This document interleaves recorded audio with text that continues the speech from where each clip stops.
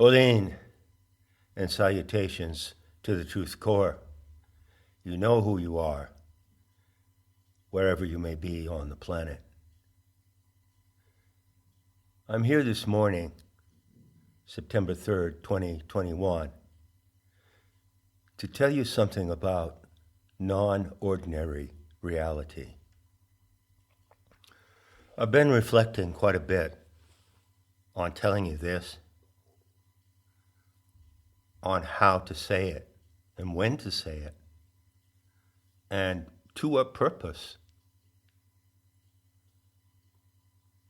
You may already detect that I am quite careful about what I say and how I say it. Not always, and I talk a lot, but my primary intention is always to speak precisely and to frame what I say in the best possible way so that it can reach you. And in this particular case, I've considered those factors closely. So first off, I want to say that my reality is non-ordinary. It's also ordinary. So I can do ordinary things.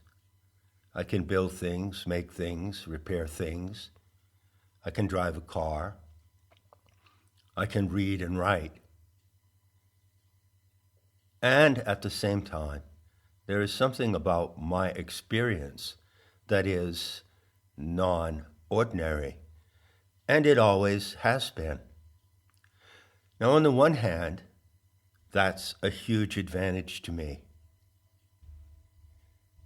And on the other hand, it can be somewhat of a handicap or disadvantage.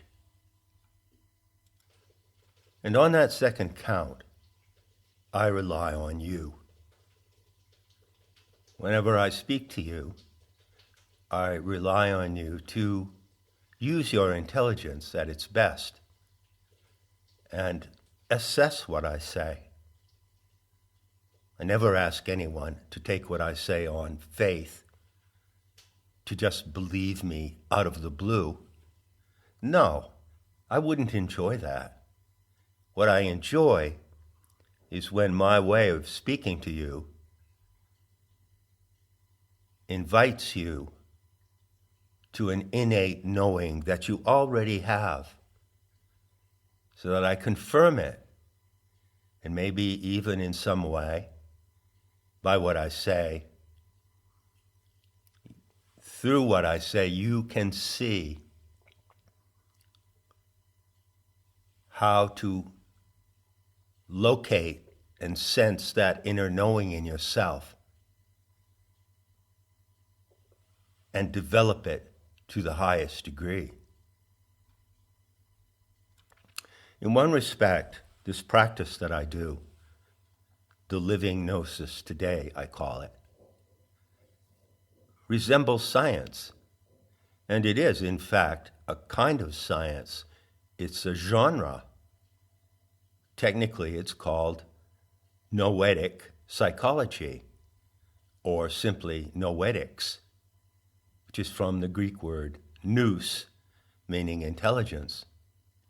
And as you probably know by now, if you've listened to me before, that the word nous is central to the Gnostic message to humanity. It's central to what comes to us in the legacy of the ancient Gnostics. They taught that nous is the factor, the faculty of divine intelligence endowed in the human species. And in that sense, you have a share of the divine. You participate in it through your intelligence, which is, of course, not merely the intelligence of your mind or intellect. It's also the intelligence of your emotions, your intuition, what you dream, and what you imagine. And ultimately, it is the intelligence of your body which knows a lot more than you can ever think that you know. And yet that intelligence of the body, the profound cellular intelligence, is there to be infinitely enhanced and developed. So my purpose, one of my purposes, in what I'm going to say today, is to speak more directly than ever to that factor of innate divine knowing that is in you. It's your inheritance as a human animal coming directly from the Divine Mother. So what is non-ordinary reality? Well, quite simply, it's the reality that you experience when you couple and coordinate the intelligence of your body with the intelligence of her body, the body of the Earth, the mother planet. She also has a body. Isn't that obvious? She also has a body intelligence, and she has thoughts, or the equivalent of thoughts, perceptions, memories, emotions, that's the weather, and intentions. You can call all of those functions the ensemble of the psyche. So, of course, you have a psyche. It's from the Greek word, which literally means butterfly. You have a psyche composed of those functions that you use in an ordinary way every day, but you can also use them in non-ordinary ways. But that is only possible in one instance, by that coupling with the psyche of the earth.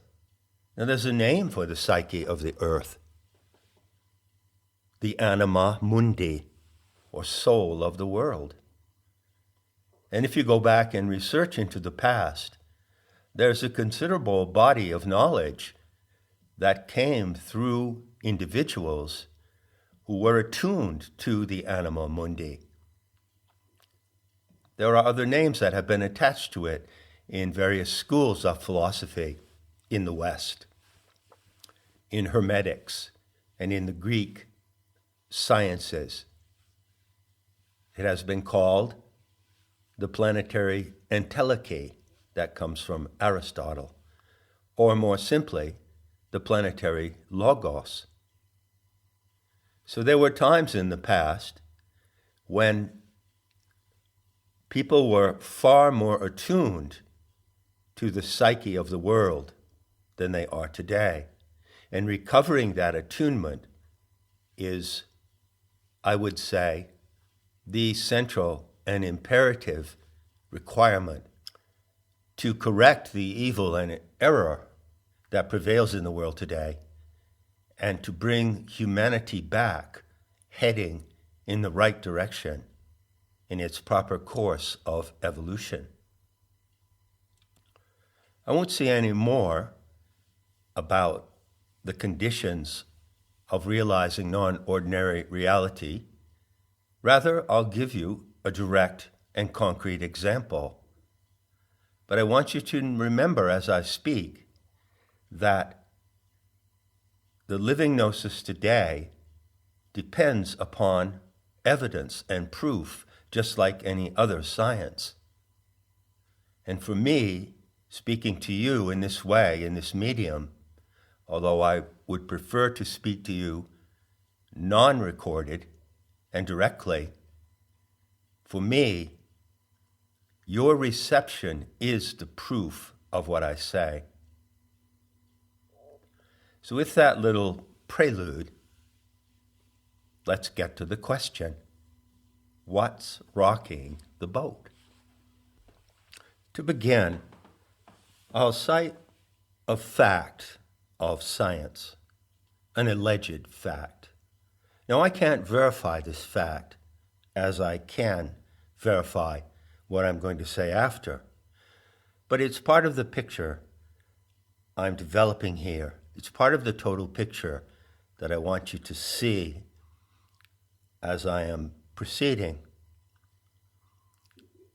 Astronomers have been working to understand what happens in the large-scale picture of the cosmos for quite a number of years. And one of the turning points in that knowledge occurred in the 30s when Edwin Hubble realized that a certain small blotch in the sky that had been observed from ancient times was actually an external galaxy floating in intergalactic space. That's the galaxy of Andromeda, M31. And the current model of science, of astronomical science, says that that is a neighbor galaxy, an island universe. So the Earth, the Sun, and the planets are like a fleet of ships traveling through the third arm of this galaxy. This is the big picture that's been developed since Hubble. And from this arm of the galaxy, we can actually look out and see another galaxy. And you can see it with the naked eye, by the way. And it is said to be the most distant object visible to the naked eye. And it is said to be something like 2.1 million light years away, or whatever. I don't put much credit on the concept of light years. But the fact is that you, with your senses and your ordinary power of attention, can go out at night and see what this is.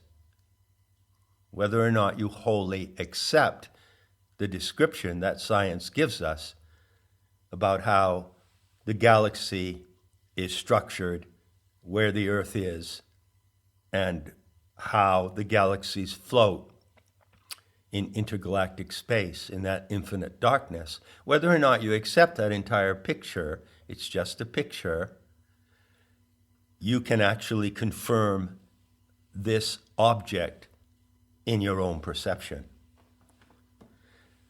Now, the other thing that they say is that the Earth follows the Sun, which is like a large ship in a fleet of ships, the Earth being smaller, and it follows the Sun as the Sun travels through the galactic arms. Now, they have determined the direction in which the Sun travels. They say that it travels toward a point near the constellation of Hercules that can be determined closely by the star Vega, which you can also observe. And they call that the solar apex. So imagine a fleet of ships, the Sun being the largest ship, the Earth and the other planets being smaller, and they are following spiral paths through space, going in the direction of the solar apex at a certain velocity. Now, I'm not confirming any of this. I'm giving you now first the setup for what I can confirm. Now, something that's really interesting in this description coming from the genre of astronomical physics, something I find really fascinating is this. They say that the fleet of planets led by the Sun is traveling in the galactic arm in the manner of ships on the sea, but in fact, the Earth and other planets are embedded in the arm. They are more like submersibles. They're not floating on top of the water. They're actually down in the water being the narrow band of the galactic arm. And they say, and I don't know how they determined this, that over long periods of time, tens of thousands of years, that the Earth behaves like a dolphin.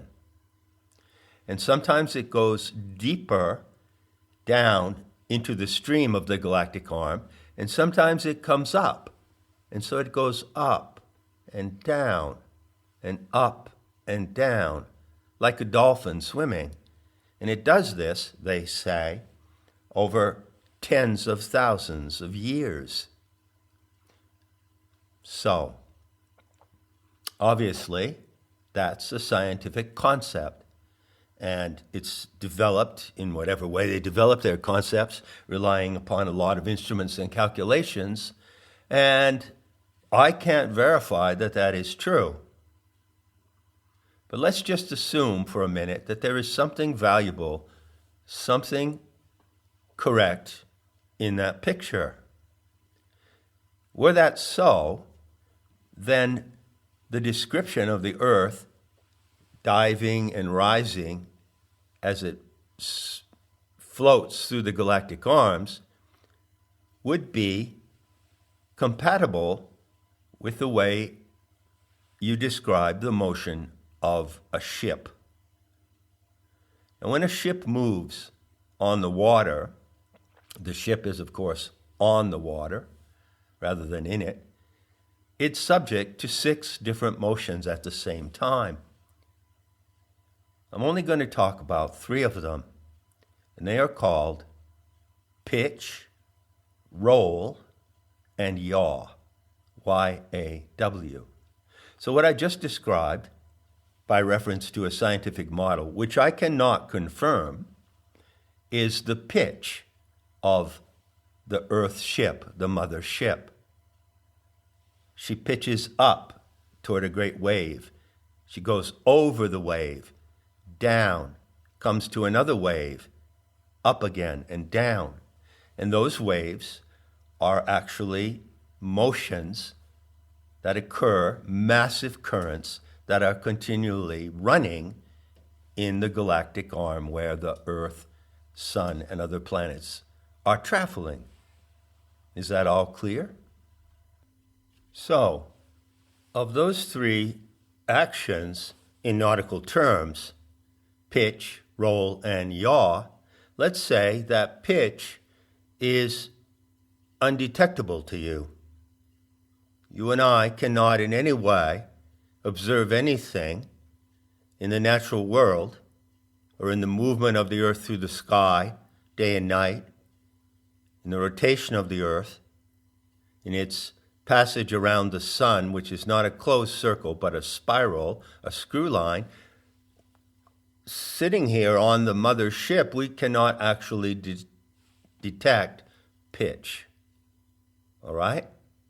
But what about the other 2 factors, roll and yaw? Is it possible to detect those motions of the mother ship? Perhaps you, like myself, in the course of your life, has had the occasion to travel on certain different kinds of boats, boat being something small, ship being larger. So you might paddle in a canoe across the lake or down a river. You might sail in a larger boat, such as a 2-masted sailboat or a large fishing boat. And you might have had occasion to travel on a really large ocean vessel, such as an ocean liner or a cargo vessel, as I have had occasion to do in both cases.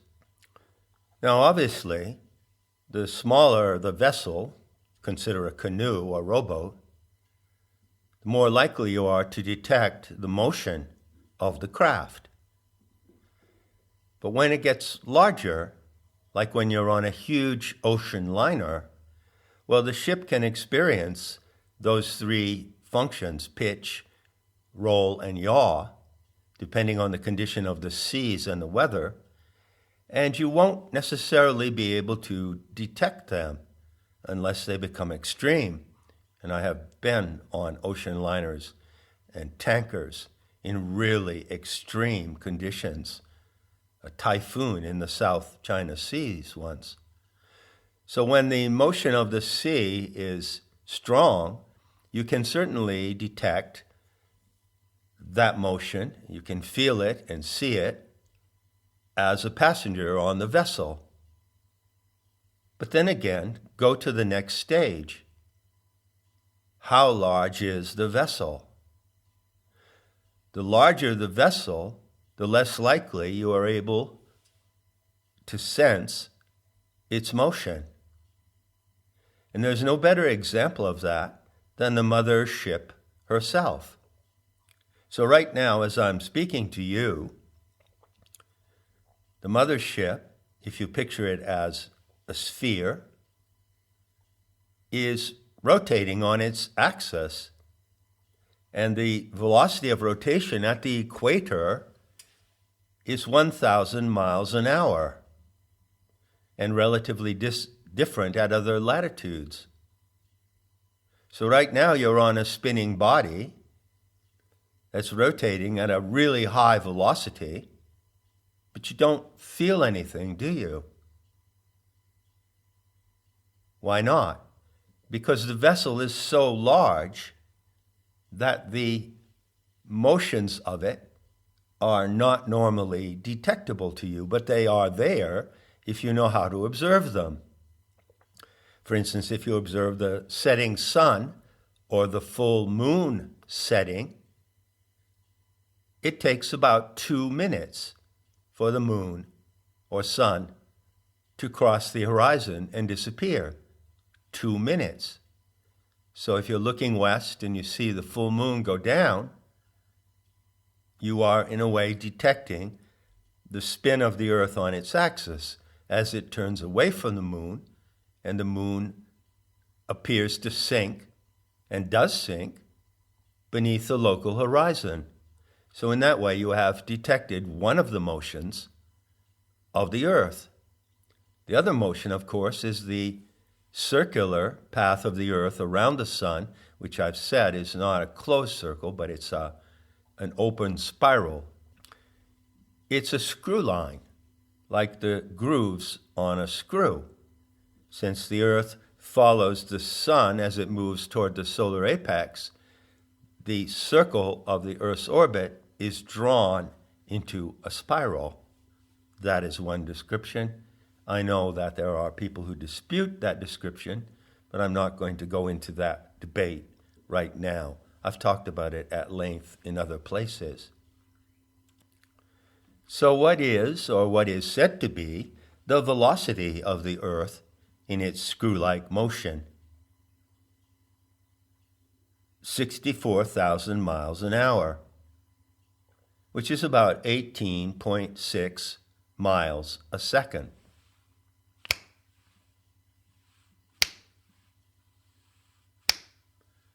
Three seconds. Did you sense anything? Did you feel the motion? Did you feel the velocity of 18 miles per second?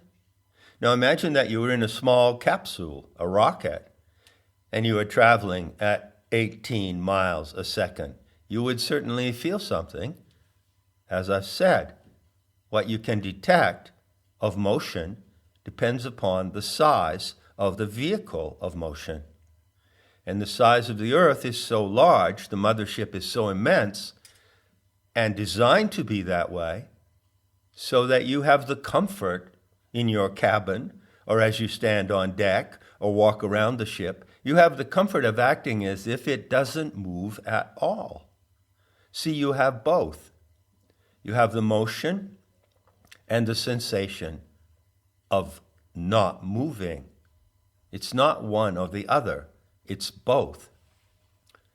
I offer that as an example so that you can register the fact that the Earth is such an immense vessel that you are free to move around on that vessel and not be troubled by the macro scale motions of the vessel. How wonderful is that? You might think that it was designed to be that way precisely for your comfort.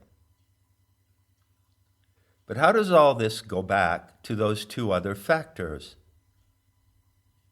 Roll and yaw. it's fair to say that apart from observing the motion of the planets and the stars rising and setting, you don't know that the Earth is rotating. You infer it from the motion that you detect in the skies. And the ancient sky watchers for untold millennia have detected and studied and mapped those motions. How do you think they were able to construct the Great Pyramid in perfect alignment to the stellar environment? Or how were they able to construct such megalithic sites, for instance, as Callanish in the Hebrides, where there is an alignment to the northern lunar standstill, which occurs every 18.6 years, a precise alignment? How were they able to do that without instruments? They did it through their powers of observation and through their ability to experience reality in a non-ordinary way. Now, my purpose in this talk is to describe to you the experience, the direct perceptual experience of the roll and yaw of the mother ship. I can't absolutely confirm what I've said previously, for instance, about the velocity of the Earth or its rotational speed, by direct evidence of my mind and senses. But that is not the case for what I'm going to describe now. In March of 2011, not 10 years ago, I launched, if you'll accept the nautical metaphor, I launched a project on the internet called the Gaian Navigation Experiment. And it consisted of many talks and some text and illustrations. And I began by describing the structure and mechanism of two factors of the Earth-Moon system. Earth-Moon-Sun system, actually, because they all work together. In fact, the three bodies are the totality of the body of the Aeon Sophia. So I described the lunar nodes and the lunar apsides. Now, the nodes are those points in the sky where the moon crosses the ecliptic. And the ecliptic is actually the projection of the plane of the Earth's orbit into space. That plane is also called the apparent path of the sun. So if you had a device that would allow you to look at the sun and see the constellations in the background, you could see that it follows a line through the constellations. And likewise, so does the Earth. And you can actually observe where the Earth is passing along that line in the constellations in the night sky when you have the instructions of how to do so. So that's the ecliptic plane. But there is another plane, which is the plane of the Earth's equator. So if you imagine the Earth as a globe or sphere, it has a central line, a waistline. And when you project that line into the cosmos, it also marks out in the sky a round circle of particular constellations, which are landmarks in the galactic arm. They're like lights on the coastline. And these two planes are arranged at an angle to each other of about 23.5 degrees. And this is a constant of celestial structure.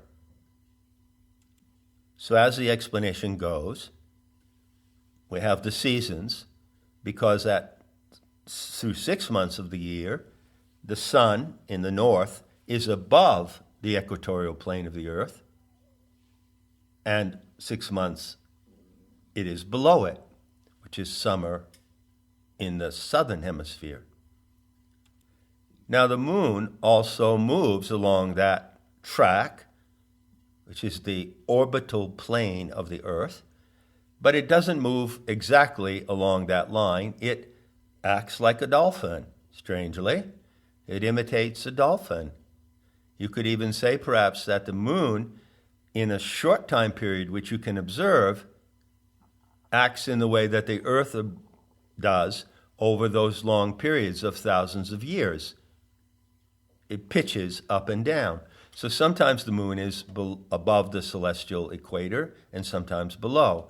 And the points where it crosses it are called the lunar nodes.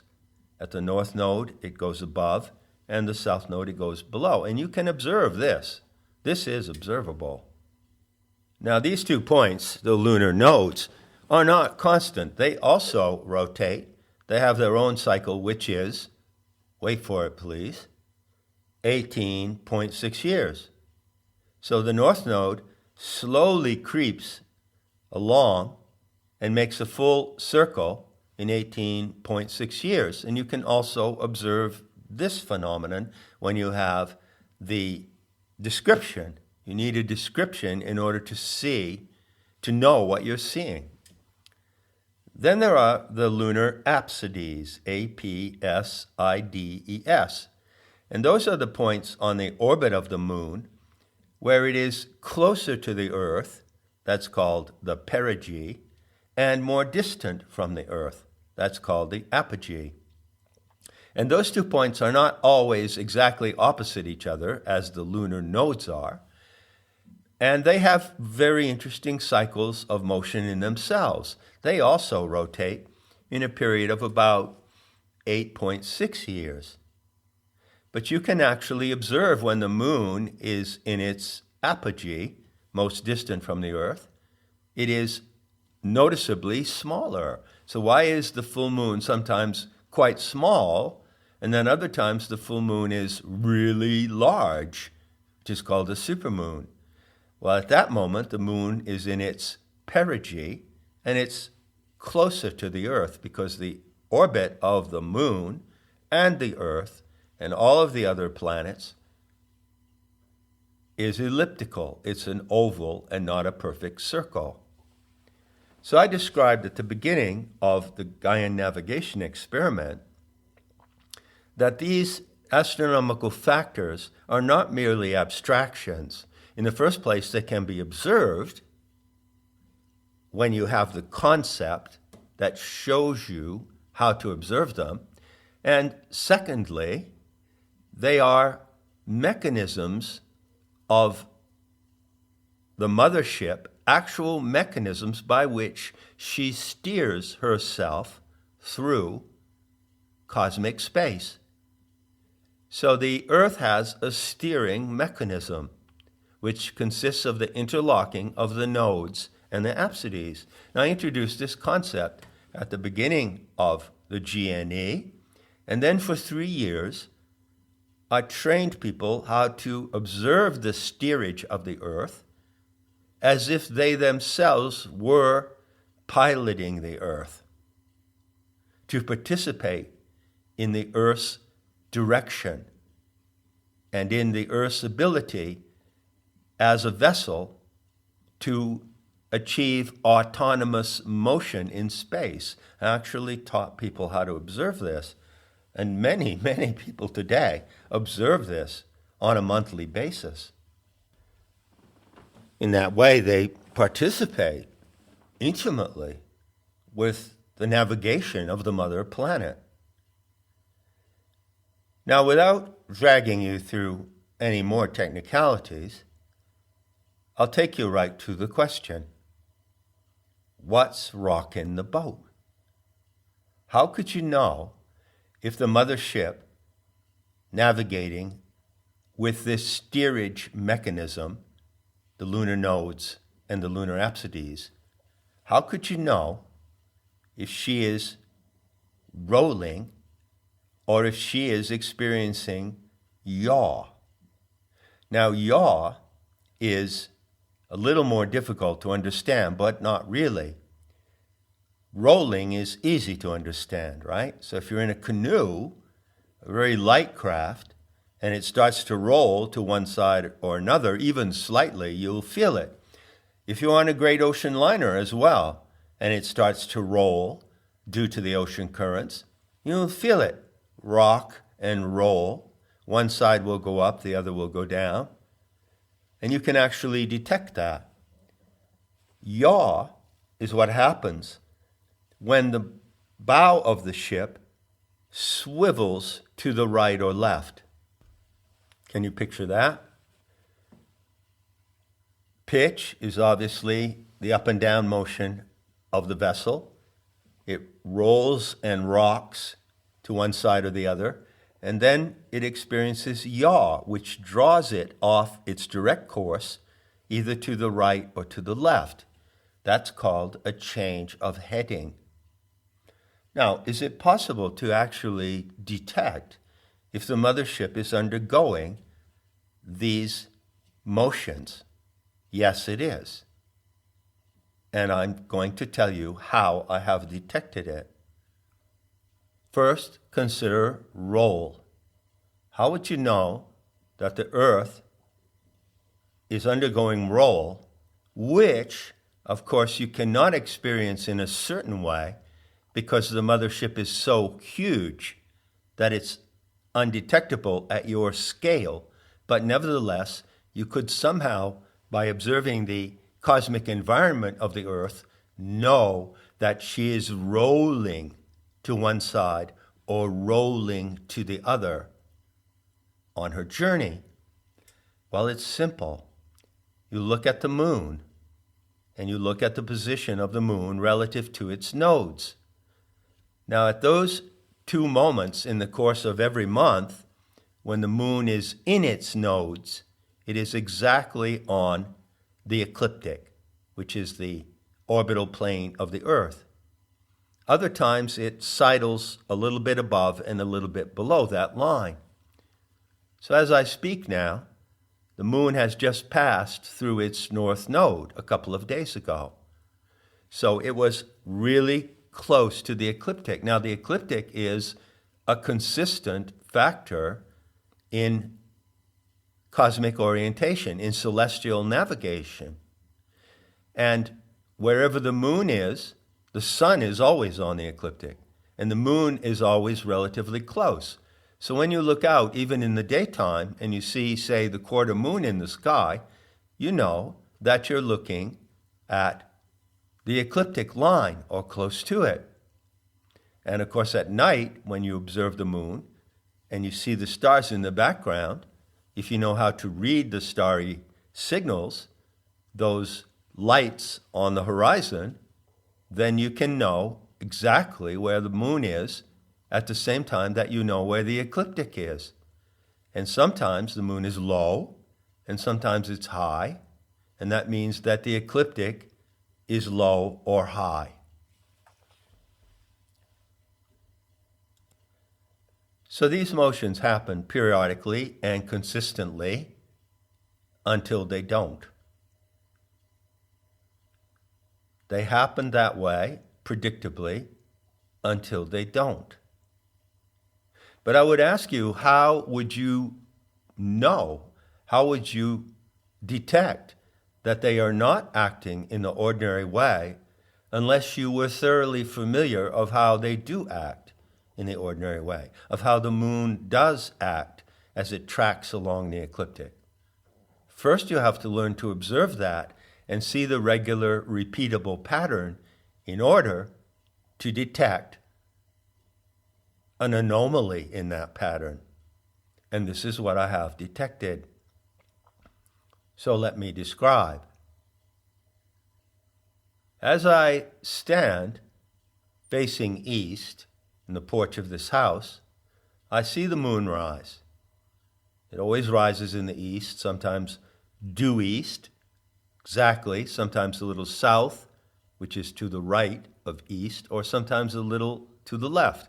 And you observe it rising over the horizon, and usually there's something on the horizon that will mark the moonrise. That happens to be a tree here.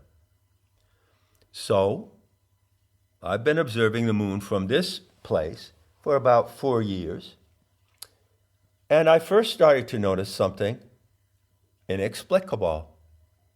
I first started to notice that moonrise, which can vary a little bit to the right or left of due east was showing huge variations.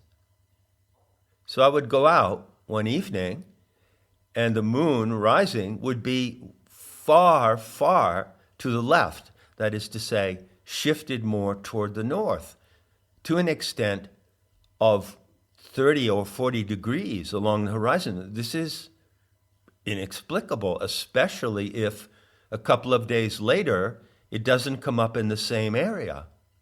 So I began to notice at moonrise that there were inexplicable variations in where the moon rose. And then more recently, I noticed something even more astonishing. Picture yourself standing on the porch with me. As I say, we're not facing exactly east. It's a little off to the left. We're facing sort of, let's say, southeast, between due south and east. And there comes the moon.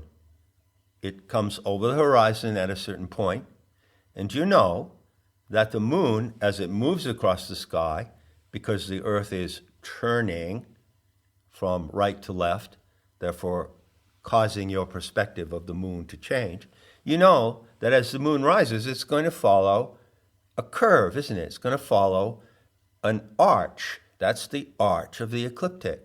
So even though you can't see the ecliptic and you can't see the orbital plane of the Earth, you can see where it is. So the moon comes up there, and it starts to make this passage across the sky. But lo and behold, it's very, very low. So as you stand on the porch with me, you look out across the fields, and there's a grove of pine trees, pretty much at eye level across the field. And you watch the moon come up, and you might expect it to rise higher and higher to make a high arch as it moves around toward the west. But actually, the arch it makes, the trajectory, is so low on the horizon that you barely have to lift your eyes from level in order to see it. So you notice, if you've been trained to observe, that the arc of the moon is doing something anomalous. It's extraordinarily low. And not only that, but you watch where it sets, and you expect it to set way off to the right on the horizon, which is to the west, but it doesn't set in the west. It practically sets in the south. As a matter of fact, from the porch, if you look due south, there's a stone church in the woods. And that is south. And the moon, taking its low curving path through the sky, sets just on the right side of that church, just a little to the southwest. Well, this is extraordinary. How can this be? It's really not possible, but it gets even stranger. So we're out there, say, on a Thursday or Friday evening, and we're talking about this, and we're observing something strange with the moon, which means that the angle of the ecliptic shown by the moon is very, very low. So compare that to a situation in which we're in a boat, in a small boat together, and the left side of the boat, the port side, has rolled down so that it is almost, the water is almost coming over the edge of the boat, called the gunwale. So you're detecting a roll down on the left side when the moon is low. But then we go out a couple of days later, wait for the moon to come up. What's it going to do tonight? And what happens? Well, the moon comes up. As a matter of fact, when we step out of the porch and there's a roof over the porch, we know the moon has come up, but we can't see it. Where's the moon? Well, you actually have to step out from under the roof of the porch and look up, almost directly up. I won't say vertically and directly overhead, but close. And so now, just a few days after the moon has risen and traced a low arching line across the horizon, now the moon is really, really high in the sky at a very high angle. And you can compare that to what happens on the little boat when it rolls to the other side, when it rolls to the right or starboard. And so the left side of the boat is really, really high out of the water. And so the moon appears really high in the sky. You are detecting the roll of the mother ship. And this is astronomically inexplicable. Now, I assure you that probably an astronomer can explain this according to the limits of their paradigm. They can say it makes perfect sense what you're observing. But nevertheless, what does the observation tell you? Distinguish that from what an astronomer would tell you to explain this phenomenon. What does the observation tell you? Well, you know that if the moon moves on the plane of the ecliptic, then the plane of the ecliptic must be rolling from a really low position to a really high position and back again to a low position. So no matter what the astronomer may explain to dismiss what I'm saying, you can believe the evidence of what you're seeing. What you're seeing is not an illusion, and that's what I have seen, and that's not the end of it. I taught at the beginning of the Gaian navigation experiment that if you observe the lunar apsides, you can follow the motion of yaw of the mother ship. How she heads away from a direct path due to the currents in the galactic arm and shifts or swivels slightly to the right or to the left. The observations that I've made over the last week show the presence of yaw as well. So at the same time that the moon is rising really low one night and a couple of nights later really high, the course of the mother ship is experiencing yaw, swiveling toward the left as I observe it in this ensemble of motions. How do I know that?